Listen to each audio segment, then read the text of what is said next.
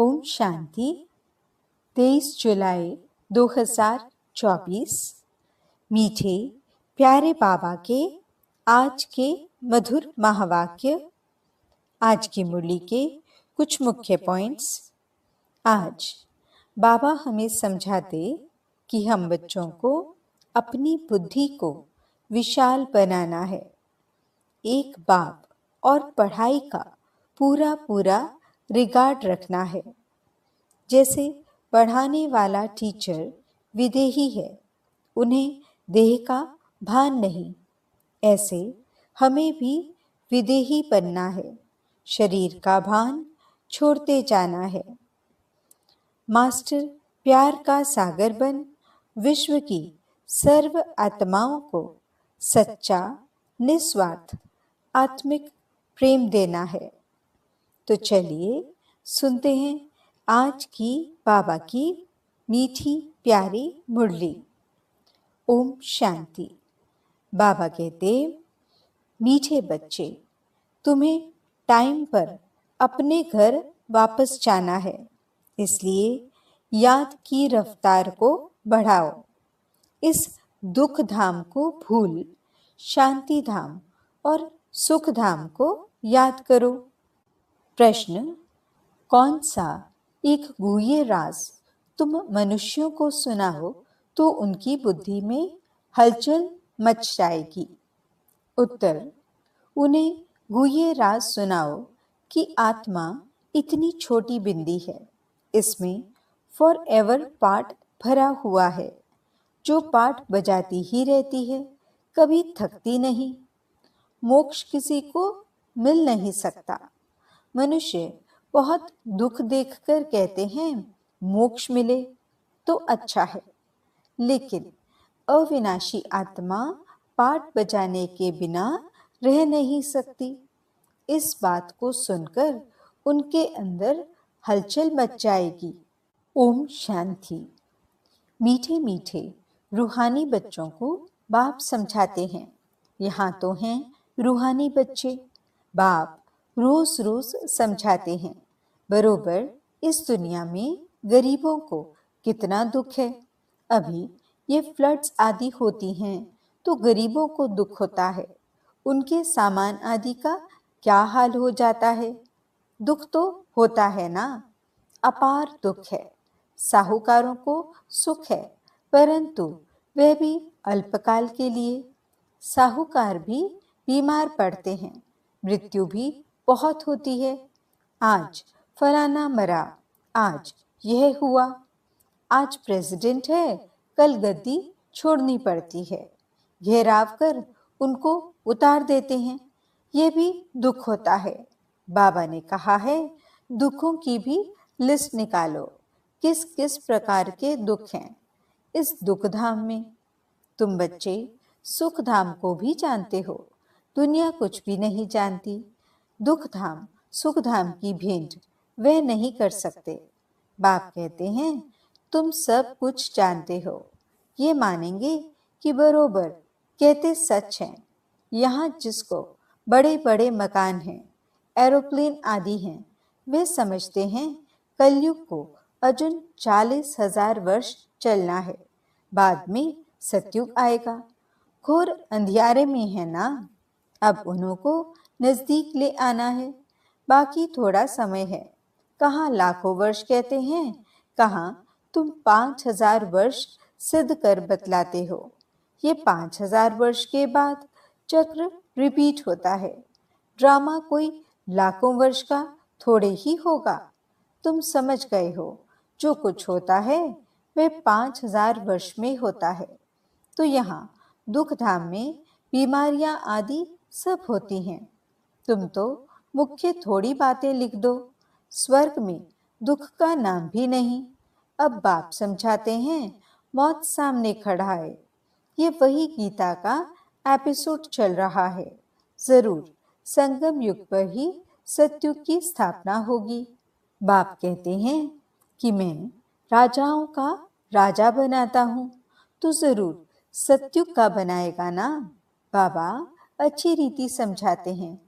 अब हम जाते हैं सुखधाम। बाप को ले जाना पड़े। जो निरंतर याद करते हैं वही ऊंच पद पाएंगे।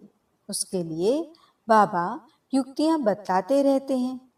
याद की रफ्तार बढ़ाओ। कुंभ के मेले पर भी टाइम पर जाना होता है। तुमको भी टाइम पर जाना है। ऐसे नहीं कि जल्दी जल्दी जाकर पहुंचेंगे। नहीं, ये जल्दी जल्दी करना अपने हाथ में नहीं है। ये तो है ही ड्रामा की नूंद। महिमा सारी ड्रामा की है।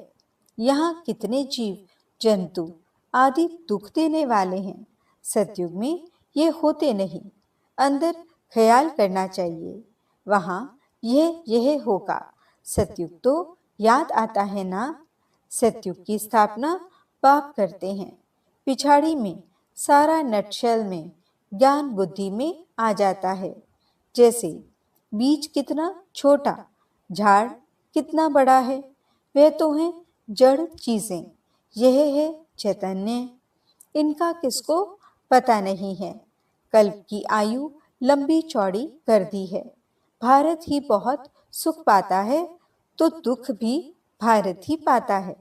बीमारियां आदि भी भारत में अधिक हैं। यहाँ मच्छरों सदृश मनुष्य मरते हैं क्योंकि आयु छोटी है। यहाँ के सफाई करने वालों और विलायत के सफाई करने वालों में कितना फर्क है। विलायत से सारी इन्वेंशन यहाँ आती है। सतयुग का नाम ही पैराडाइज है। वहाँ सब सतो प्रधान है। तुमको सब साक्षात्कार होंगे। यह है अब संगम युग, जबकि बाप बैठ समझाते हैं। समझाते रहेंगे, नई नई बातें सुनाते रहेंगे। बाप कहते हैं, दिन प्रतिदिन गुये गुये बातें सुनाता हूँ। आगे थोड़े ही पता था। बाबा इतनी बिंदी है, उनमें सारा पाठ भरा हुआ है। फॉर एवर तुम पाठ बजाते आए हो। तुम किसको भी बताओ तो बुद्धि में कितनी हलचल हो जाएगी कि ये क्या कहते हैं। इतनी छोटी बिंदी में सारा पाठ भरा हुआ है। जो बजाते ही रहते, कब थकते नहीं हैं। किसको भी पता नहीं। अभी तुम बच्चों को समझ पड़ती जाती है कि आधा कल्प है सुख, आधा कल्प है दुख। बहुत दुख देखकर ही मनुष्य कहते हैं, इससे तो मोक्ष पाले। जब तुम सुख में शांति में होंगे, वहां थोड़े ही ऐसे कहेंगे। ये सारी नॉलेज अभी तुम्हारी बुद्धि में है। जैसे बाप बीज होने कारण उसके पास सारे झाड़ की नॉलेज है। झाड़ का मॉडल रूप दिखाया है। बड़ा थोड़े ही दिखा सकते।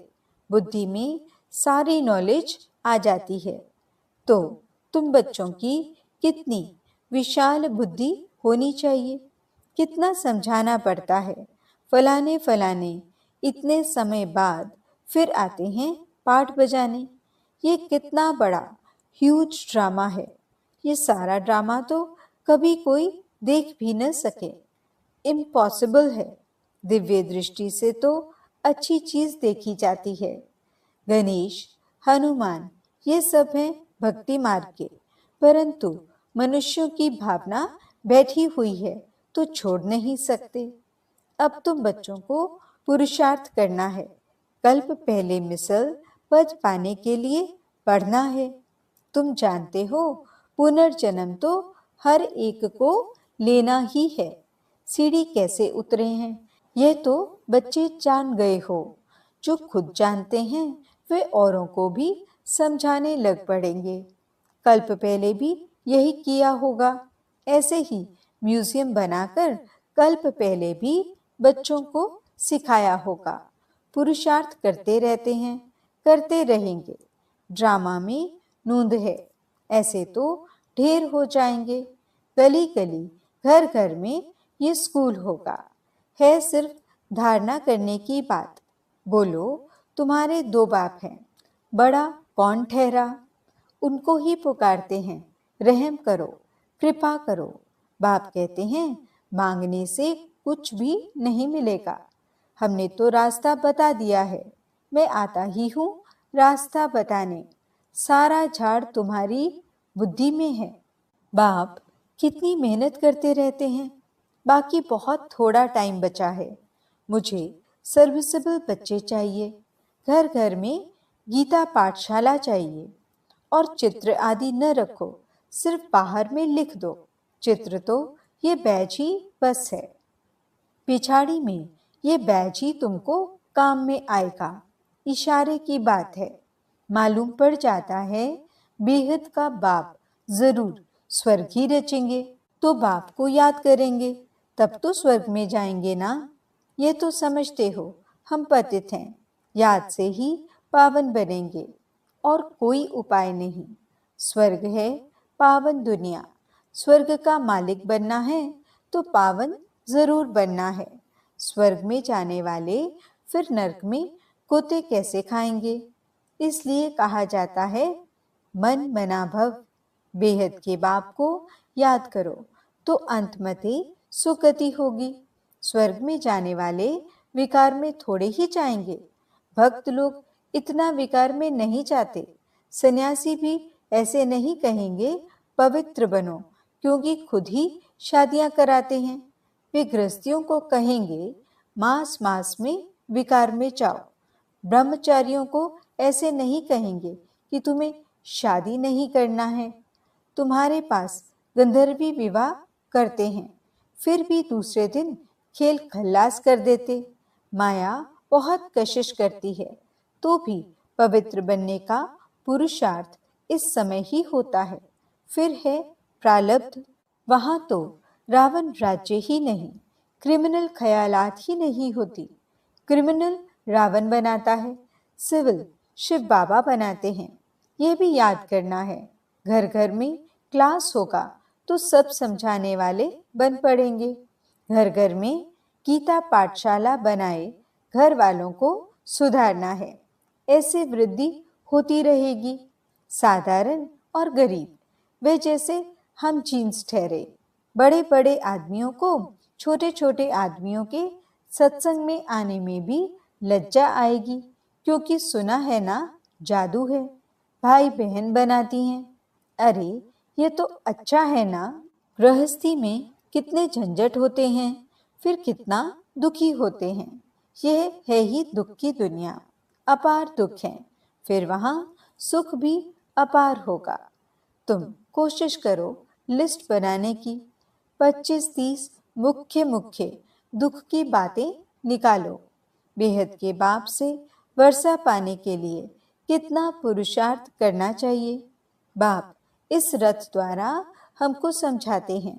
ये दादा भी स्टूडेंट है, देहधारी सब स्टूडेंट हैं। टीचर पढ़ाने वाला है विदेही, तुमको भी विदेही बनाते हैं।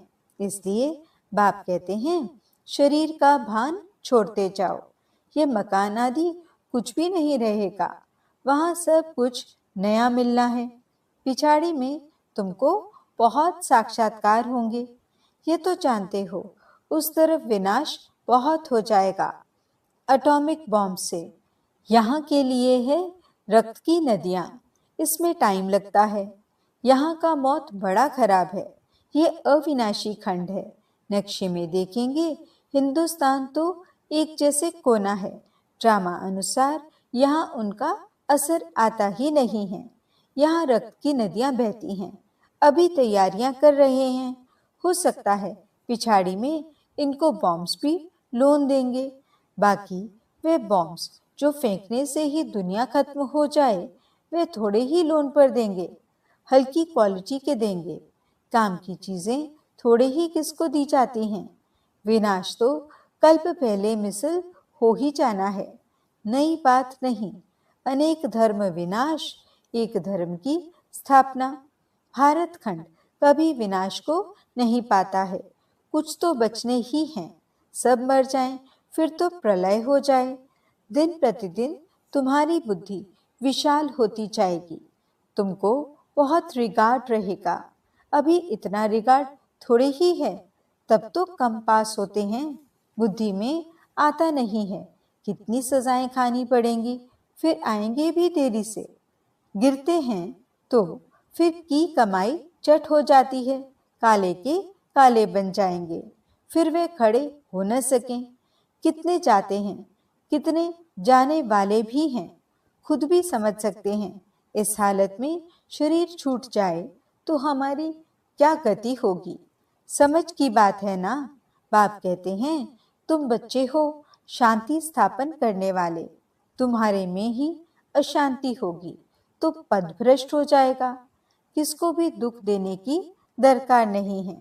बाप कितना प्यार से सबको बच्चे बच्चे कहकर बात करते हैं।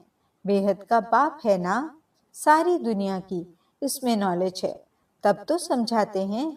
इस दुनिया में कितने प्रकार के दुख हैं, ढेर दुख की बातें तुम लिख सकते हो। जब तुम ये सिद्ध कर बताएंगे तो समझेंगे कि ये बात तो बिल्कुल ठीक है।